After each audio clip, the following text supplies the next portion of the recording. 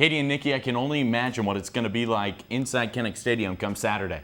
And I know we're excited for full coverage of that game. It's pretty awesome that they can continue that tradition with the kid captains on game day. Yeah, a tradition that has been with Hawkeye football all the way throughout, and we'll see those kid captains inside Kinnick Stadium come Saturday. And the weekly press conferences with head coach Kirk Ferentz continue today, and we were there for all the updates on what's going on inside this Iowa team's mind. All the questions have been about starting quarterback C.J. Beathard, who has progressed through the offseason, and his success has been noted. And he's definitely becoming the leader that this Iowa team needs.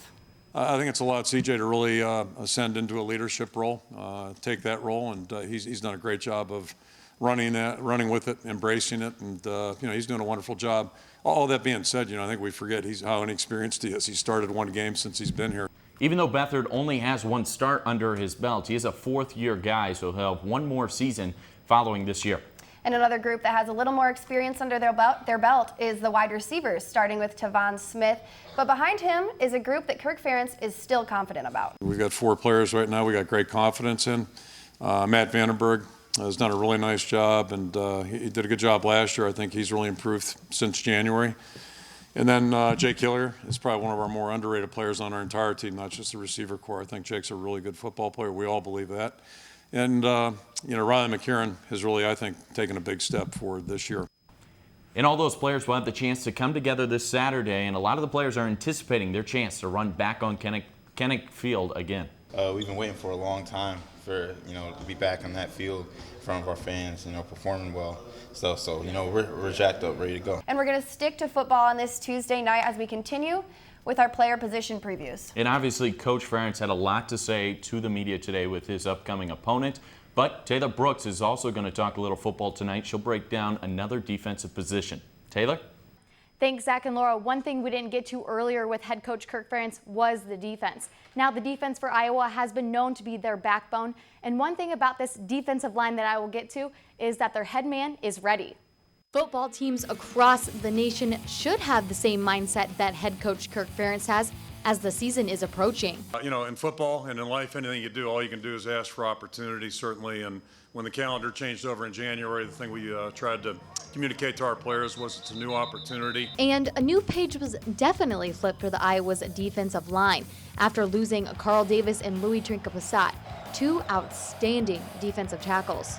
Defensively, the 2 defensive tackles, replacing those guys, developing depth there. The D-line is looking for someone to step up, and that duty lies in the hands of Drew Ott. Just a really tough, hard-minded guy.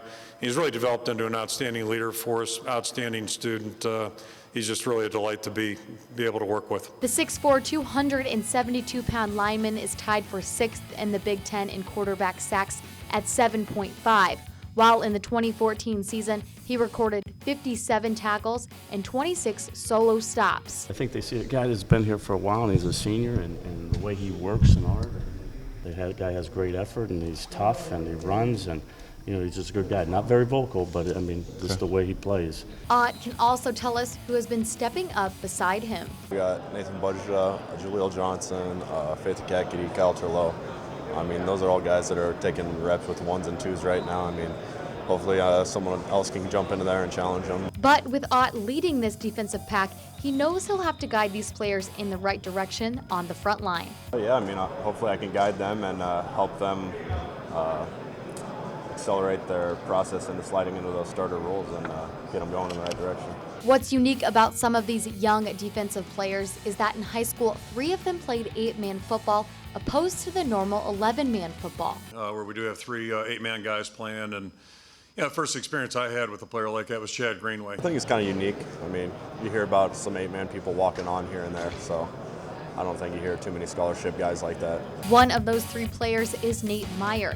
The once linebacker moved to the defensive end position in 2013. He's worked hard. He's really paid his dues, and it was not an easy transition out to the field, but he's really done a good job, and he's played very well for us. There might be big shoes to fill on this defensive line, but this team seems to be ready for it. The true test comes on Saturday, though, at exactly 11:01 a.m., where the Redbirds face the Hawkeyes right inside Kinnick Stadium. On Wednesday, we cover one more position to complete our position previews, so make sure to check us out then. Zach and Laura, back to you. Thanks for that, Taylor. I know everyone's excited to see how that defense can compete. And unfortunately, we're out of time for tonight, but be sure to tune in on Wednesday where we will talk Iowa women's soccer as they squared off against in-state rival. Katie and Nikki, back to you.